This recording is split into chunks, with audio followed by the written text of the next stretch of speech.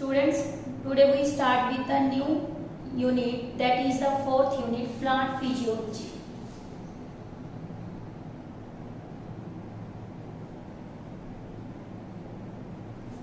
Unit कौन सी है? ये fourth. In this unit there are the 5 chapters. First chapter, transport in plant.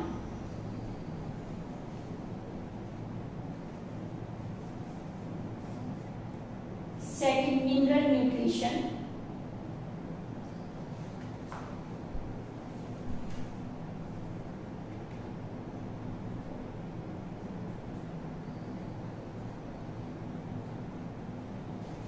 Third, photosynthesis in plant.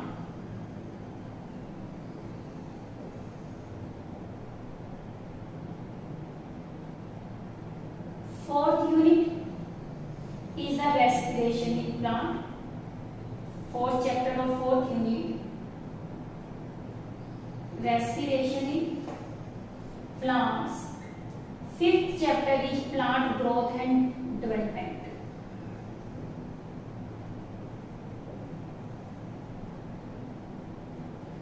This unit is important from NEET point of view also.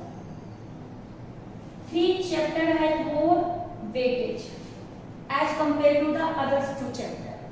इनमें से आपके 2 से 3, 1 से 2 question यहाँ, 1 से 2 इस यूनिट से और 1 से 2 यहाँ पे क्वेश्चन आपके 3 तक भी जा सकते हैं नीट में. सब्जेक्टिव भी है, आपकी बहुत इंपॉर्टेंट यूनिट है. इसमें आपका 1 क्वेश्चन और मिनरल न्यूट्रिशन से मोस्टली 1, यानी कि आपके 7 to 8 क्वेश्चन आपके प्लांट फिजियोलॉजी से होते हैं. अब देखो इसमें प्लांट फिजियोलॉजी की जो फोर्थ यूनिट है, हम सबसे पहले जो चैप्टर स्टार्ट कर रहे हैं वो कौन सा कर रहे हैं? Respiration in plants. What is the respiration?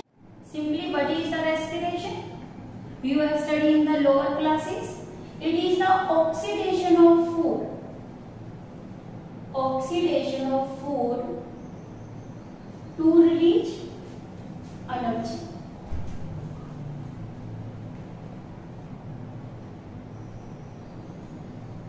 इसे हम क्या बोलते हैं? रेस्पिरेशन. बट हम यहाँ पे इस डेफिनेशन को थोड़ा बोल्ड करते हैं कि इसमें हम क्या क्या चेंज लगाते हैं. First definition modified, it is the energy releasing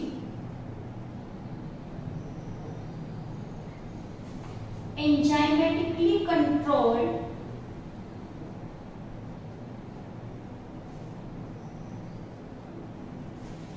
catabolic process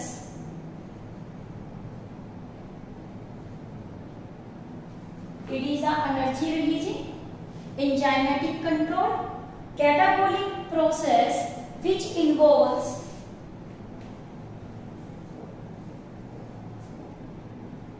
stepwise oxidation of organic compounds या substances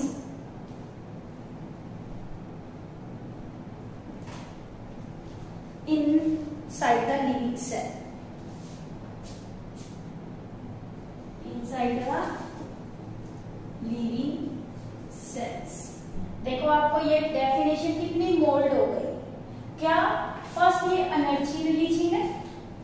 एनर्जी जो ये रिलीज करता है किस फॉर्म में करता है? एटीपी.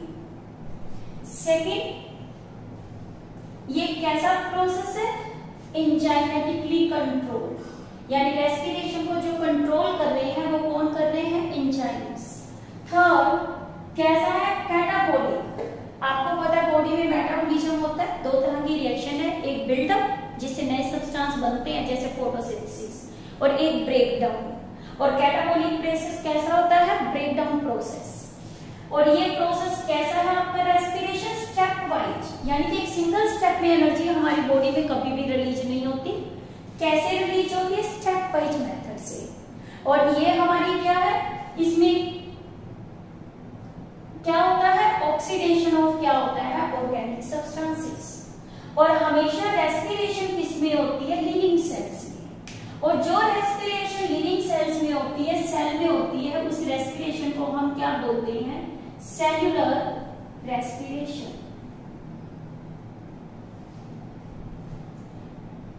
अब देखो जो इसकी रिएक्शन हम करें कि रेस्पिरेशन होती है हर ऑर्गेनिजम्स को, सबसे पहली बात आपको पता है प्रोसेस होता है फोटोसिंथेसिस।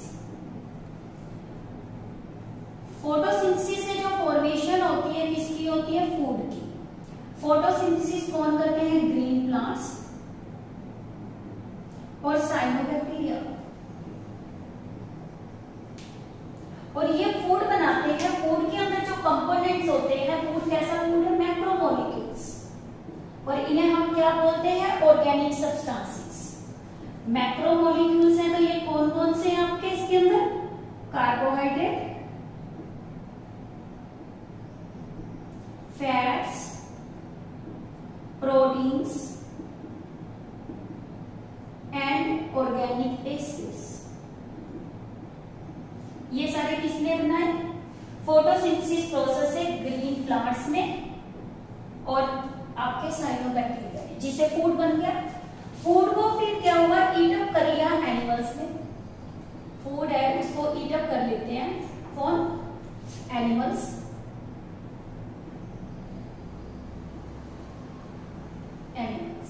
और ये फूड की जो एनर्जी है ट्रांसफर हो जाती है किसमें? एनिमल्स में। इसके अलावा आपको पता है क्या होते हैं? सेप्रोट्रोफ्स, सेप्रोफाइट्स होते हैं या सेप्रोट्रोफ्स होते हैं। ये अपने फूड के लिए किस पे डिपेंड करते हैं? डेड ऑर्गेनिक मैटर पे। Depends upon dead organic matter. और ये डेड ऑर्गेनिक मैटर किस में प्रेजेंट है? प्लांट्स में भी। और किसका है? ये एनिमल्स का भी है। तो यानी कि इनको जो एनर्जी मिल रही है वो कहां से मिल रही है? डेड ऑर्गेनिक मैटर से, सेप्रोफाइट को। और एनिमल्स को किससे मिल रही है? प्लांट से। यानी कि अल्टीमेट सोर्स ऑफ जो एनर्जी है, फूड है, वो कौन है? Ultimate source of energy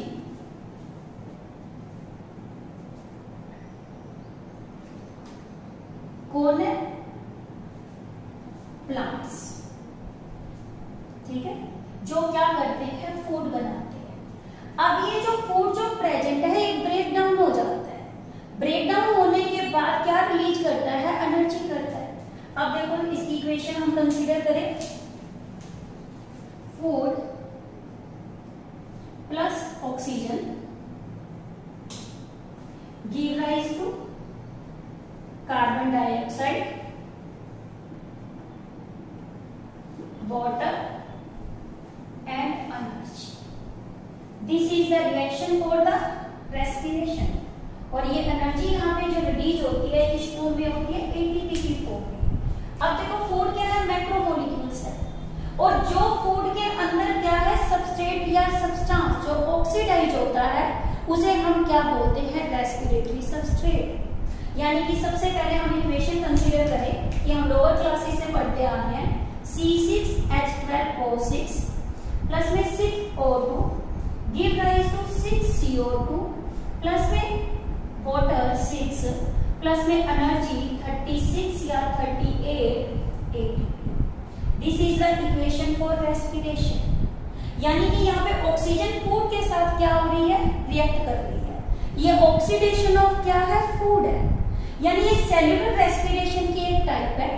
cellular respiration के अंदर दो टाइप्स होती हैं, एक एरोबिक रेस्पिरेशन होती है और एक क्या होती है? Anaerobic. First we consider the type of respiration on the basis of respiratory substrate. ये यहाँ पे क्या काम करता है? फूड वेजो में ये क्या है? Respiratory substrate.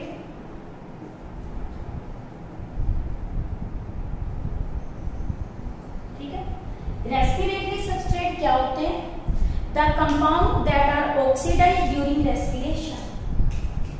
The compound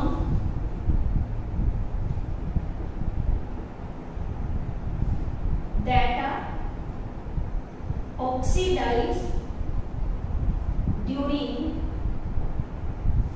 respiration इसे हम क्या बोलते हैं? Respiratory substrate is called respiratory substrate.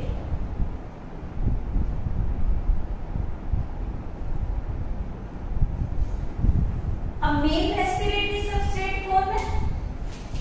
Main respiratory substrate is the glucose. ठीक है, और ग्लूकोज एक क्या है? कार्बोहाइड्रेट है।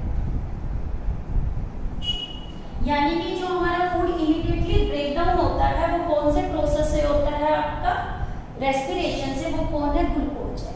यानी हमारी सेल के पास कितने मैक्रोमोलिक्यूल्स हैं? प्लांट ने क्या किया? मैक्रोमोलिक्यूल्स बनाए। किसकी हेल्प से? सनलाइट की हेल्प से। और उन्होंने सोलर एनर्जी को किस में कन्वर्ट कर दिया? केमिकल एनर्जी में। अब केमिकल एनर्जी यानी कि ये सारी जो एनर्जी इसमें प्रेजेंट है, कैसी एनर्जी है? Chemical energy. और ये एनर्जी के अंदर बॉन्ड होता है सी बॉन्ड। और जब ये बॉन्ड क्या हो जाएगा? ब्रेक हो जाएगा, तो एनर्जी क्या होगी? रिलीज होगी। और ये एनर्जी जो रिलीज होती है ये वेरियस एक्टिविटी में क्या की जाती है? यूज की जाती है।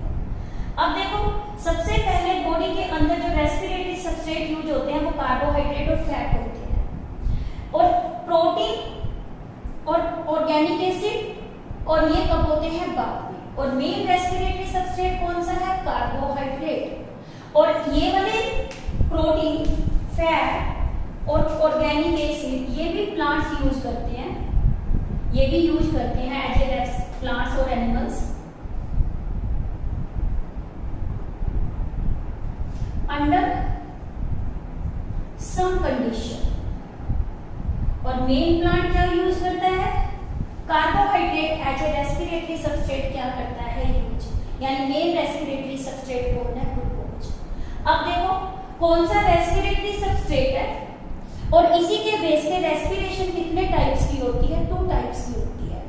जब रेस्पिरेटरी सबस्ट्रेट आपका कार्बोहाइड्रेट होता है, रेस्पिरेटरी सबस्ट्रेट आपका क्या है? कार्बोहाइड्रेट। उस रेस्पिरेशन को हम क्या बोलते हैं? कार्बोहाइड्रेट और फैट्स। इस रेस्पिरेशन को बोलते हैं फ्लोटिंग रेस्पिरेशन। एक रेस्पिरेशन होती है फ्लोटिंग रेस्पिरेशन, और दूसरी आपकी कौन सी होती है? Protoplasmic respiration.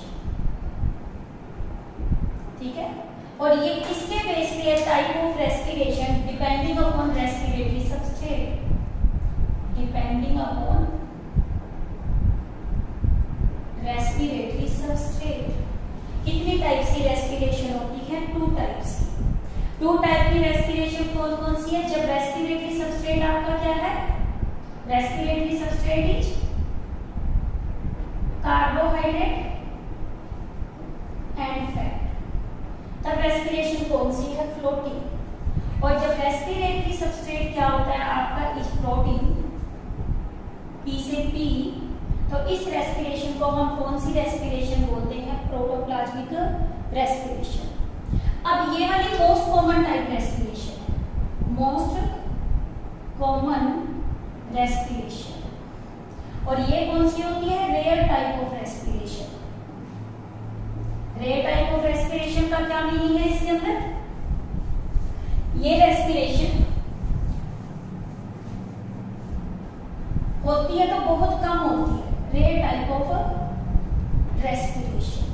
अब देखो, इसमें क्या होता है? कोई भी टॉक्सिक सब्सटेंस नहीं बनते। अभी हमने इक्वेशन की CO2 बना, वाटर बना, no toxic substance are produce, no toxic products are produce.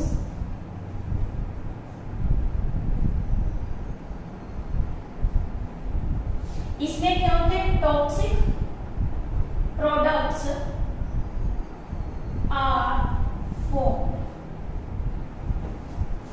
ठीक है, इस रेस्पिरेशन में देखो, हम रूटीन की लाइफ में जो रेस्पिरेशन कर रहे हैं वो कार्बोहाइड्रेट और फैट से कर रहे हैं।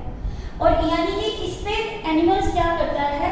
ये इनडेफिनेटली क्या कर सकता है? रिस्पायर। और ये सिर्फ शॉर्ट पीरियड के लिए होती है। और ये गोज कैसी होती है? On indefinitely, it goes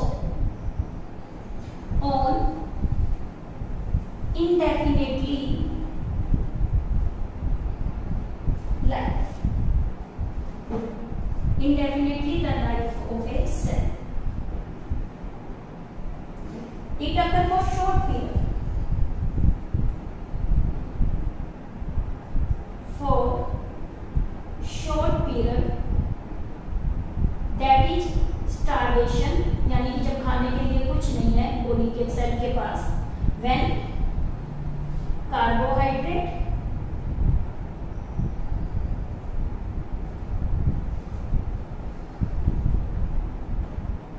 and fats are not available,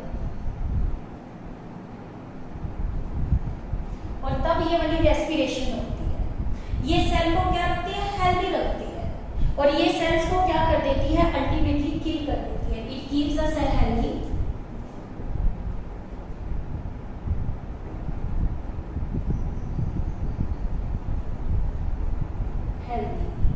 और ये सेल को क्या करती है?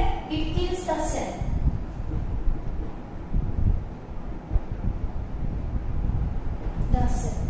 ये डिफरेंस है आपका किसके अंदर? एक फ्लोटिंग रेस्पिरेशन के अंदर और एक इसके प्रोटोप्लाज्मिक रेस्पिरेशन के अंदर। सेकंड टाइप ऑफ रेस्पिरेशन होती है वो किस पे? वो कौन सी है? Cellular respiration. ये रेस्पिरेशन टू टाइप की होती है, एक होती है ऑक्सीजन की प्रेजेंस में और एक इसमें होती है ऑक्सीजन की एब्सेंस में। Now, types of cellular respiration. Cellular respiration is of two types. One is the aerobic respiration. Second is the anaerobic respiration.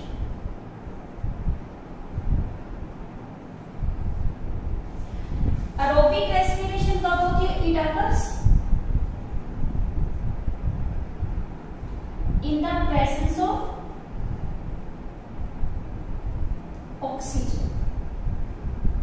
Anaerobic respiration का दूसरा नाम क्या होता है? fermentation. Fermentation is the other name of the anaerobic respiration. It occurs in the absence of oxygen. अब देखो aerobic और anaerobic respiration के अंदर एक क्या होता है? स्टेप कॉमन होता है। इस स्टेप को हम क्या बोलते हैं? ग्लाइकोलिसिस। ग्लाइकोलिसिस यानी ग्लाइकोलिसिस जो स्टेप है वो दोनों में ही होता है, और ये कहाँ होता है? सेल के साइटोप्लाज्मा में। किसमें होता है? साइटोप्लाज्मा में। जो एरोबिक रेस्पिरेशन होती है इसमें फूड ब्रेक होता है। जो इक्वेशन हमने पहले लिखी वो मेनली एरोबिक रेस्पिरेशन की है, यानी कि इसके अंदर स्टेप्स कौन कौन से होते हैं एरोबिक रेस्पिरेशन के अंदर? फर्स्ट स्टेप इसके अंदर होता है ग्लाइकोलिसिस। सेकंड स्टेप इसके अंदर कौन सा होता है? Krebs cycle. थर्ड स्टेप इसमें होती है EPS, that is the electron transport system, या कई जगह आप लिखोगे ईटीसी। ईटीसी है तो क्या आ जाएगा? चिप। फिर इसके बाद फोर्थ आता है, उसे बोलते हैं ऑक्सीडेटिव फॉस्फोरिलेशन। अब देखो ये दोनों स्टेप को मिलाकर ईटीएस और ऑक्सीडेटिव फॉस्फोरिलेशन, इसे हम बोलते हैं टर्मिनल ऑक्सीडेशन। इन दोनों स्टेप को हम क्या बोलते हैं?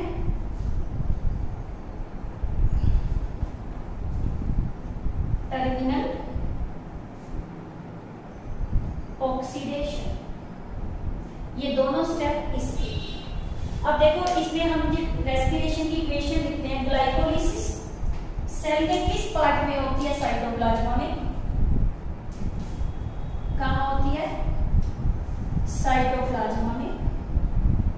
क्रेब्स साइकिल किस में होता है? माइटोकॉन्ड्रिया की मैट्रिक्स में। माइटोकॉन्ड्रियल मैट्रिक्स में। इलेक्ट्रॉन ट्रांसमिट कहाँ होती है?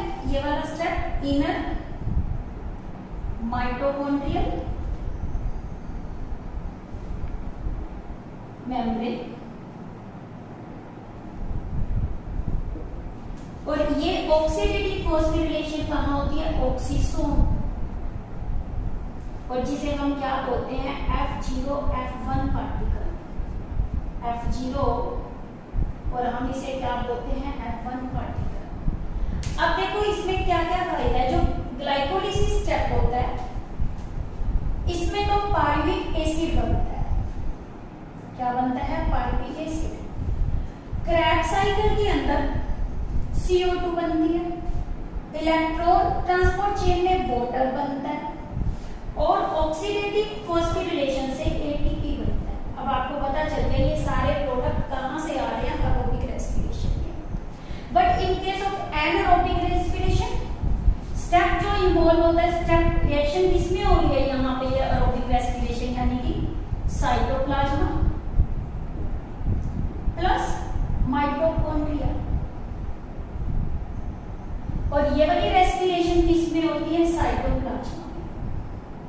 और साइटोप्लाज्मा में इसका जो स्टेप होता है वो कैसा है? ग्लाइकोलिसिस। एनारोबिक रेस्पिरेशन फर्दर कितने टाइप्स की होती है? 2 टाइप्स की होती है। एक वो जिसमें प्रोडक्ट क्या बनता है? अल्कोहल, एक अल्कोहलिक फर्मेंटेशन, और दूसरा आता है lactic acid fermentation. Lactic acid fermentation. अब इनमें क्या फर्क है? देखो जो अल्कोहलिक फर्मेंटेशन होती है वो किसके अंदर होती है? यीस्ट में होती है। किसमें होती है? यीस्ट में। और जो लैक्टिक एसिड फर्मेंटेशन होती है वो मसल्स में होती है, ह्यूमन में। और कब होती है? Under stress condition.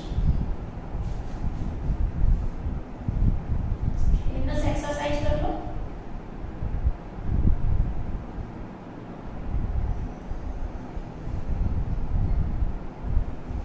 एक्सरसाइज के करेंगे।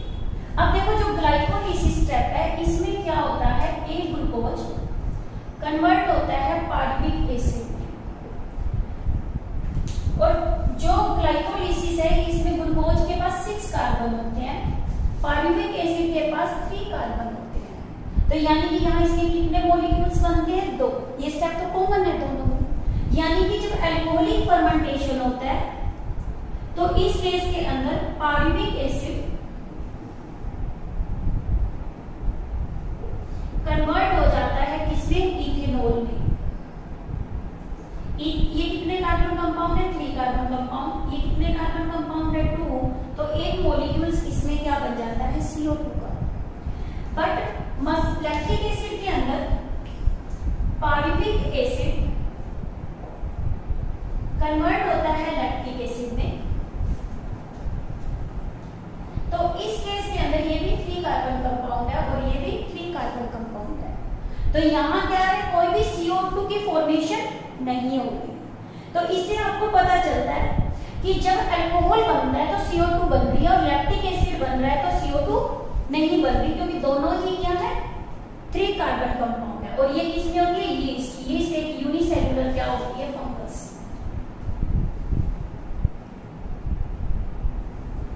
ठीक है। इसी के बेस पे ये 2 टाइप्स के, एक अल्कोहलिक फर्मेंटेशन और एक लैक्टिक। जो एनारोबिक रेस्पिरेशन है इसमें इनकम्प्लीट ब्रेकडाउन ऑफ फूड होता है। Incomplete breakdown of food.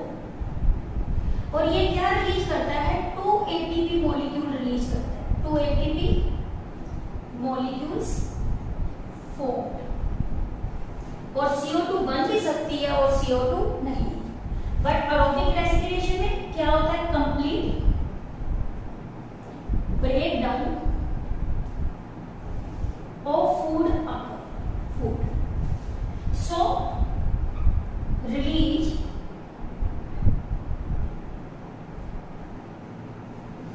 more amount of energy।